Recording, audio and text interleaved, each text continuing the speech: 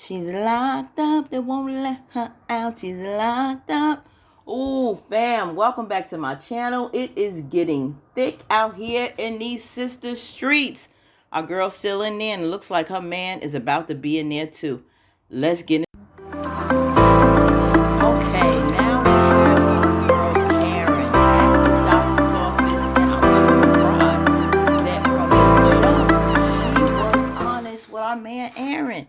Yes, she told him that there is a possibility that not only Zack, but he can be the father of her child. Whoa, kudos, Karen.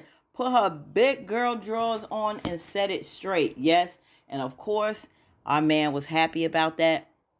He even had a little smirk on his face. And why? Of course, he was ecstatic. He wants this to be his child.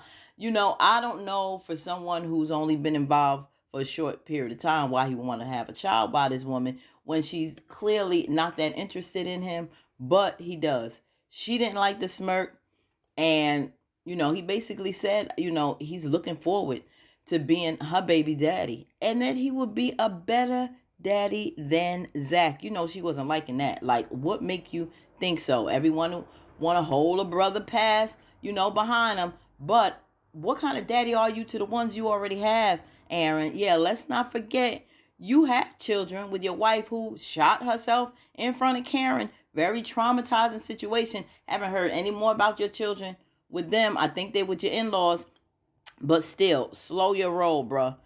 She basically wants space from Aaron. She didn't even want him to take her home. She said she'll, catch a Uber, a Lyft, or whatever. But he insisted he'll be quiet if he just lets her home. Lets him take her home. And she, wrangling with that, but she agreed. Okay, you can take me home. Just don't say anything to me. I have to wrap my mind around this situation. A sister is upset that this solely is not Zack's child. So we'll see how that conversation goes. Now, back at the TSA at the airport, our girl Dani is having a little chit chat with Preston. He called her about his things. He said he left some things over there. Can he leave it outside her door? Well, she's saying, well, why you gotta leave it outside my door? Why don't you just come in? Well, what time you go to work? Preston, you know what time she go to work, man. This ain't nothing new. You was involved with her, so stop playing around. But anyway, he got to play his little role. And he told her, she said he can come by, get his things. He said, okay, what time? She told him. He said, she said, stop by tonight. He was like, I can't stop by tonight. I have a date. Uh-oh. She wasn't feeling that at all. Oh, you have a date? Then he said something slick in his little lingo. She was like, when you start talking like that, what's up with your language? So he was like, nothing. So she was like, okay, I guess, I'll come by tomorrow, being that he can't come tonight. She was like, okay. And so they doing a little small chat, but she knows something is going on. She can tell in the way that he's talking that he is not talking like himself. She had a straight up attitude with Preston, and she's about to get to the bottom of this because it smells just like Zaggity Zack. So what does she do? She gets on the phone and she calls her girl Sabrina.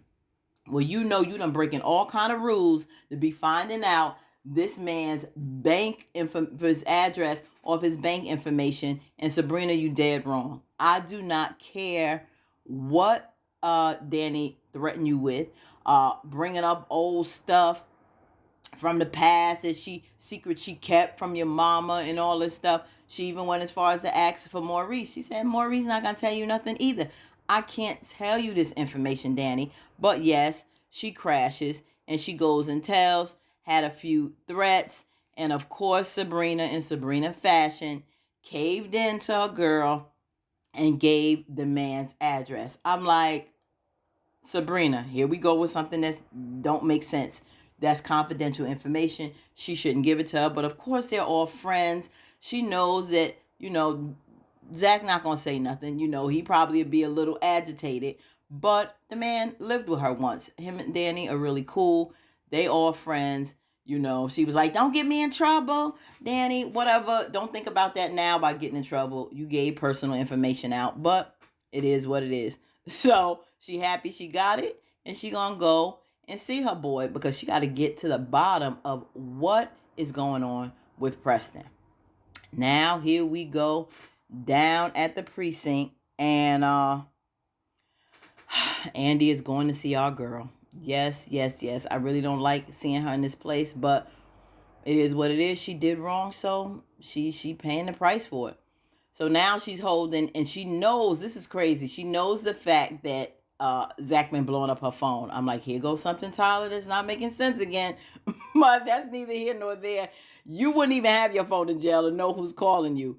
But she tried to make light of the situation, saying, I just had my facial and, massage or whatever. So I'm doing great. Danny kind of laughed it off. But she was telling her she has news that's not so great. The judge is not budging on the situation with her. Of course, she want to get her out and make bail.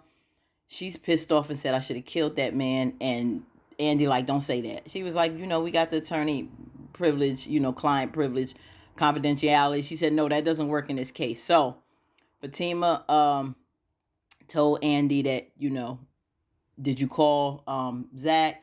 Andi said no, but she said Zack's got locked up. And she said, locked up for what? She says, I'm not going to tell you because you cool with Karen, but I will tell you soon, I promise. So she was like, okay. She said the only option is to talk to Robin and see if she can file a motion to maybe move the judge. But normally all the judges stick together, and that is so true. In criminal justice fashion, they all in cahoots, prosecutors, judges, attorneys, all of that. So being that Hayden has a relationship with this judge, it's going to be even harder. And even if she moved the judge, the other judges probably won't do anything anyway. So now Fatima knows this is getting thicker and thicker. Now Aaron has Karen at the shop, and she just aggravates me because the way she acts, Zack really don't want nothing to do with you. Here's a man who possibly could be the father, has been nothing but nice and loving to you from day one, Karen. Day one. And you give him all these problems. Didn't want him to talk to you on the ride home. And then now he finally asking if he could say something. And you like, yeah, he wants to let you know that he's there for you regardless of what. He's just trying to be supportive in a very touchy situation when pregnant by two men, possibly. So just be a little nicer. Stop having an attitude to the fact that Zack may not be the father of this baby. You are really annoying me. Get a grip, Karen. Now back at the office, this slick one here, Gary, he calls Hayden up and they talk because he wants to know what's going on with old boy. And he finds out that Robin isn't back in town. He's still in London. Well, what makes you think that? But this is what Andi says. So now Gary's sharing their personal information. So now Hayden knows that something is up between Andi and Robin. And that's just more leverage. So Gary, like, why you ain't shut your mouth? So, of course, Hayden lets him know, I got your girl Fatima locked up. And he's like, what? Locked up? Yeah. Does Zack know? Oh, I don't know, or whatever. He was like, I can't believe this. So now he has that little bit of information. But in the back of his mind, he's still wondering why Andi is lying about this guy, Robin, I'm sure. So now he's at the office and Jake comes in. He's questioning Jake about Zack and this money. He wants to get on our boy about, how did he make $20,000, millions? And at first I wasn't so keen on Jake from State Farm. Just a side joke. But Jake seems to really have Zack's back. He's letting him know, he knows his stuff. He didn't tell him he coached him, but he said he knows his stuff. And if anything happens and the SEC comes after him, he's sure he's going to know his stuff. They're not going to find out anything except that he knows what he's talking about. Of course, he told him about Fatima, Gary. So he had to get on the phone and tell Zack that Fatima's locked up. He's like, what? So he calls his boy. Now, here goes this jerk now who started it all. I can't quite say he started it all. Fatima did, but still, he's an idiot. Now, he's on this vendetta, And he stopped Andi to tell her that I know you contacted the judge. She was like, oh, how you know that? Of course, she knows how he knows. So she's pissed off with him and like, why don't you leave them alone, Hayden? Why are you after them? He was like, because I want her and her ex-con, make their lives miserable, so to speak. And he said, the partners are looking to have Fatima fired. He was like, you can't do that. No. He was like, yes, I could. She said, well, you know how much money I bring into this firm? Because, of course, he think he carries some weight, too. She was like, well, money is king. And basically, that's what she brings to the firm. And if you try anything, I'm going to handle you. He said, why? Because you're sleeping with the London arm. Thank you, Gary. Thank you for that added ammunition. And so she threatens him like, you don't want to do this. And he really doesn't seem fazed on what she may pull. Question is, guys, and put it in the comments, do you think that Robin really is the owner of the company? Or he lied because he just wanted to hit that? Do you believe him? I don't know. Now, here is Zack at the apartment, at his condo with his girl Dani. She came to see him. Of course, he's like, what are you doing here? How did you know where I was? Well, he thought it was Karen. She said, no, it's not Karen. What do you want? She was like, what do you tell? I'm here for 2 reasons. Number one, to see if you in anything illegal because of this whole condo situation. And 2, what are you telling Preston? He's playing dumb. He's like, I don't know what you're talking about. With this smirk, she knows he knows what she's talking about. He was like, I don't know. But if I did know, you need to stop acting like you don't like that man. She said, well, you don't need to be giving him any advice on dating other women and stuff. And he's telling her basically, stop playing these games. I've been there with the games. You like this man. So cut it out and stop it. So they going back and forth. And she says, well, you know what? Just show me around. Just show me this place. And he's like, no. And then he's teasing her. He's teasing her about some comment about her licking ass. And I'm like, wait a minute. What is that? Please put in the comments, y'all, what is this about? Did Preston go and divulge? Did I miss something? Is Preston divulging personal, intimate details that him and Dani has had in bed in the past to Zack? Come on, Preston. Did you really? She was like, listen, I don't lick no ass, so you can forget that. And they just are hilarious together. Now, back at the rodeo, no pun intended, aka the bank that never has customers, Sabrina and Maurice are talking. It's the close of the day. She's going over the paperwork. He's about to leave her. And he's having a conversation and she's worried, concerned about Q. Are you seeing him? He's like, no, I'm going home. She goes, well, what are you doing tonight? He was like, well, why are you asking? You really asking because of Calvin? She was like, no. Then he goes on to tell her how Calvin was really upset about the flowers that he saw. And she was like, she knows, but, it is what it is. And she's in this turmoil over Calvin. And Maurice is saying that she needs to have a conversation with him, which she does. And when she has that conversation, she needs to let him know it's nothing personal about him or sexuality. Even though he has these like gay tendencies, he says that he's not, but the things that he's into, she's not comfortable with. Just let him know you're not comfortable with it.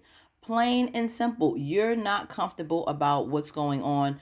The things that he likes is a little too kinky for you. You're not into that. It makes you feel some kind of way. And, you're going to move on.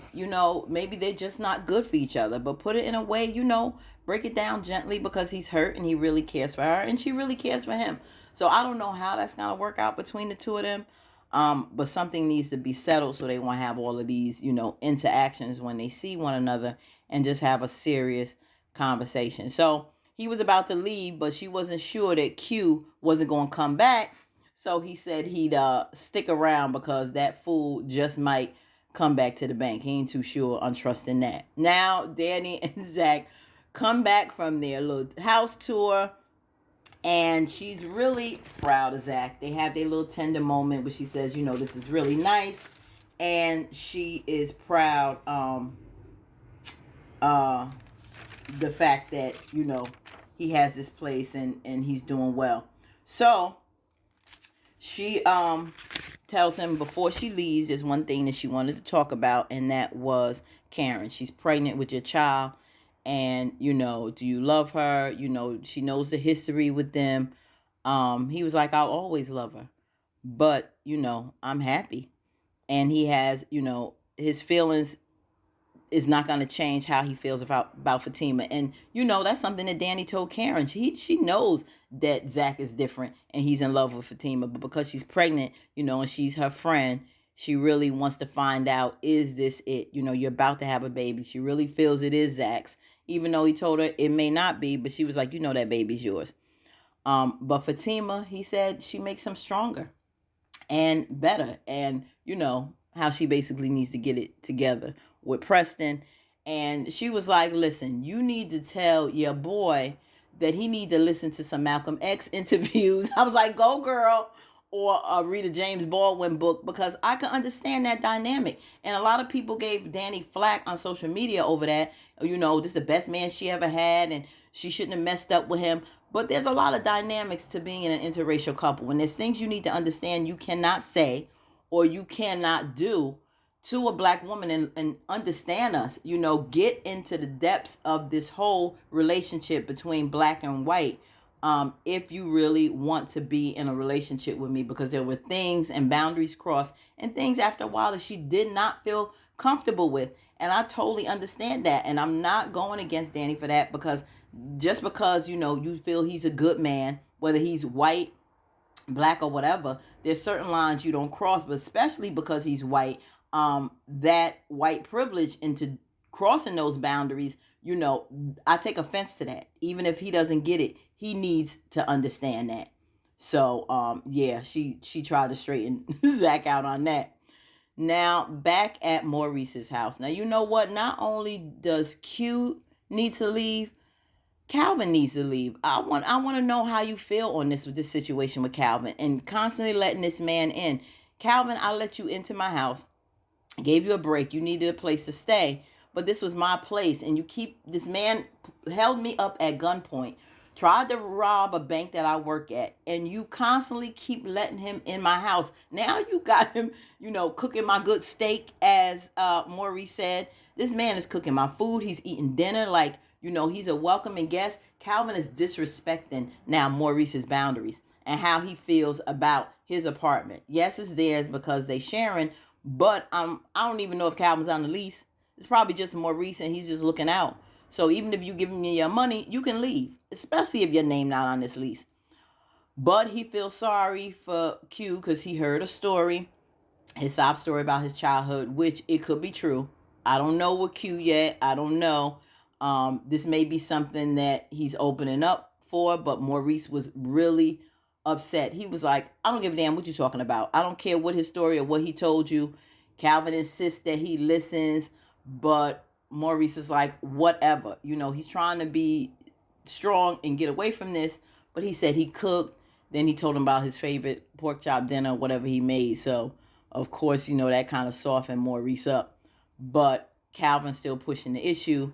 So they sit down and have dinner.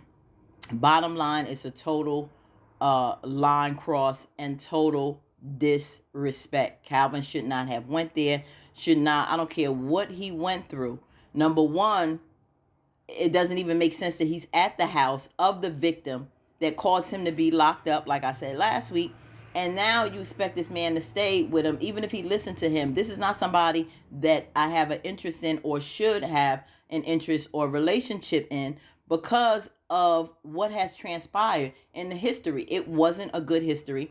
Yes, I liked you. We got a little involved, but then you crossed the line and you tried to rob me. You robbed me. You tried to rob my workplace and you put a weapon up to me. And that's drawing the line. So he went on to tell Maurice about his story.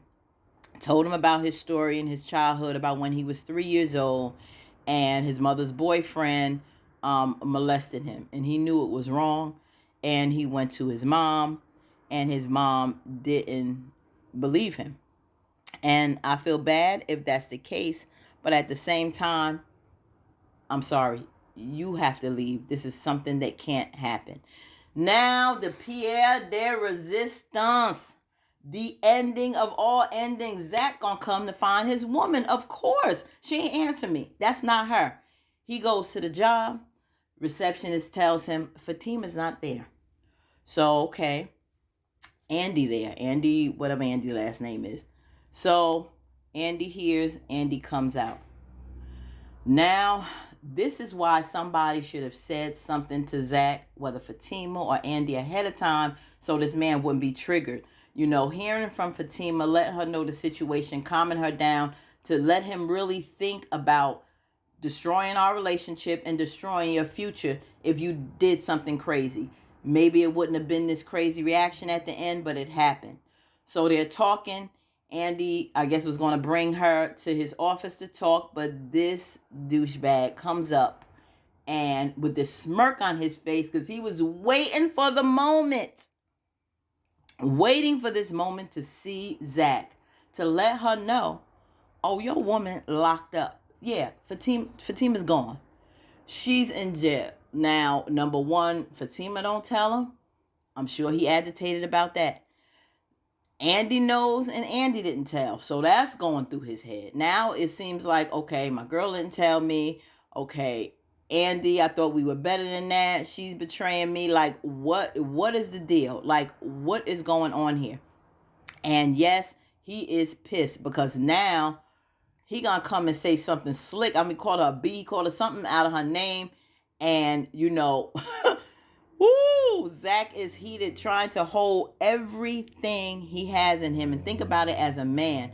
You know, with another man, you locking my woman up. Now you calling her name. Now you pushing me too far. I already don't like you. I know you out for me, but this is my woman and I have to defend her honor. And at that point, it was all about the woman he loved and not about his future or his criminal record. So Andi's trying to cool him off and he is too through. He put that last jig in his back, knife in his back with his slick mouth, and leaps. Our boy leaps on this joker and plummets his behind down these stairs.